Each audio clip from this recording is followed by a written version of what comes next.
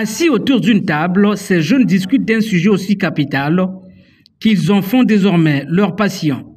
Il s'agit de la démocratie, concept que chacun tente d'interpréter ici en fonction de sa culture générale au cours de ce café littéraire.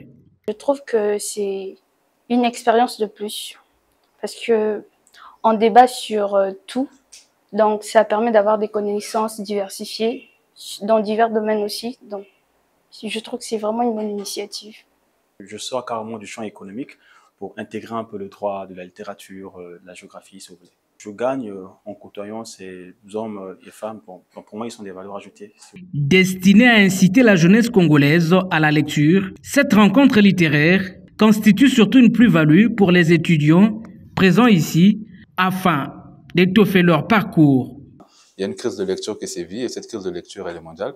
Donc, nous avons voulu réunir des intellectuels, des jeunes, pas que des intellectuels forcément, mais des personnes qui seraient intéressées, qui pourraient être intéressées par la littérature pour échanger, pour avoir un cadre qui nous permettrait d'échanger, de poser des questions, de répondre à certaines questions qui impactent notre société. La lecture nous permet d'avancer, d'évoluer, d'augmenter nos connaissances dans certains domaines. Tenu sous le toit des éditions L'Harmattan Congo, ce café littéraire n'est pas sa première session.